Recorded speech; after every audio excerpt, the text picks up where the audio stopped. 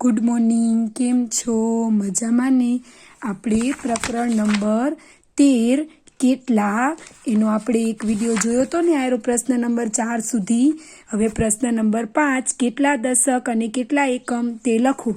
હવે જો આમાં પેલું હોય અહીંયાથી આગળનું એને દશક અને આ પાછળનું એકમ, તો 18માં 1 દશક અને 8 એકમ, એવી રીતે 29માં 2 દશક અને 9 એકમ, 37માં 3 દશક 7 એકમ, 45માં 4 દશક 5 એકમ, 56માં 5 દશક 6 એકમ, 64માં 6 દશક અને 4 એકમ, પછી એનામાં 73માં 7 દશક 3 એકમ, 82માં 8 દશક 2 એકમ અને 91માં 9 દશક અને 1 એકમ, પછી 97માં 9 દશક અને 7 એકમ, 89માં 8 દશક 9 એકમ, 70માં 7 દશક અને 0 એકમ, 61માં 6 દશક અને 1 એકમ, 52માં 5 દશક અને 2 એકમ, 44માં 4 દશક 4 એકમ, 30માં 3 દશક અને 0 એકમ, 23માં 2 દશક 3 એકમ અને 11માં 1 દશક અને 1 એકમ. પછી શું કહે છે? નીચે આપેલી મોટી સંખ્યા પર ગોળ અને નાની સંખ્યા પર ત્રિકોણ કરો.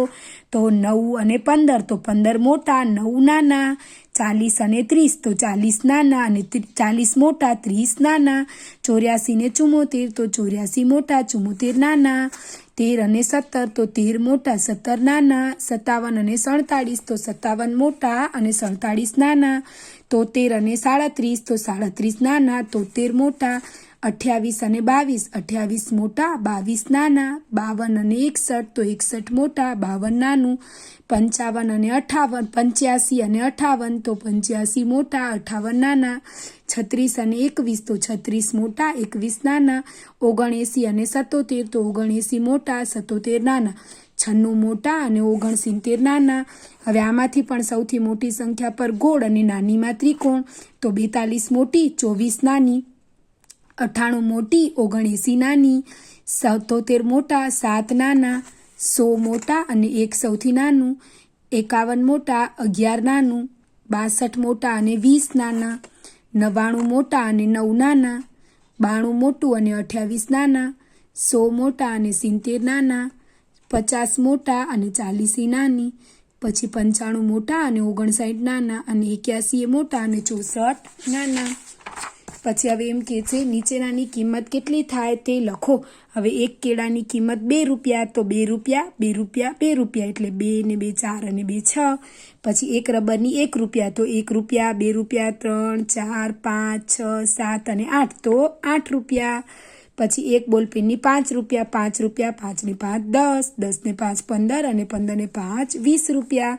એક સ્કેલની કિંમત 4 રૂપિયા, તો 4 રૂપિયા, બીજા 4 એટલે 8 અને ત્રીજા 4 એટલે 12 રૂપિયા.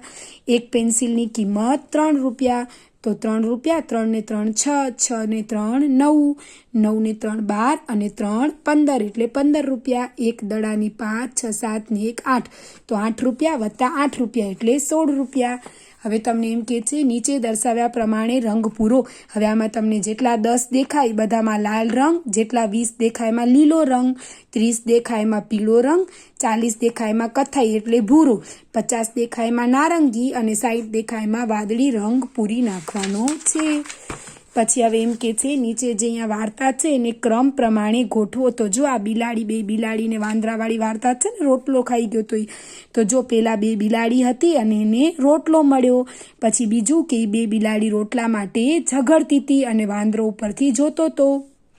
પછી ત્રીજામાં વાંદરો આવ્યો ત્રાજવું લઈને અને બિલાડીને કહેતો હતો કે ચાલો હવે દો, તમે ઝઘડો નહીં, હું તમને રોટલાના કટકા કરી દઉં.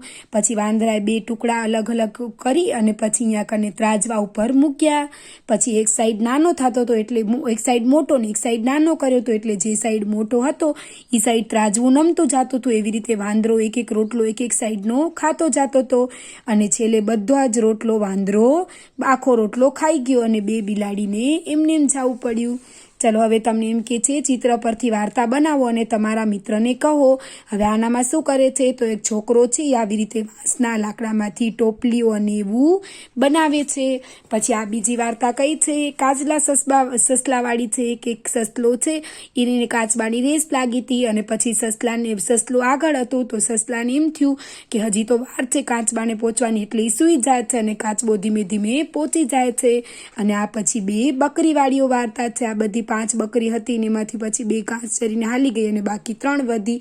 હવે આ વાર્તા અને આ જેટલું છે એ આમાં પૂરું કરી નાખવાનું છે.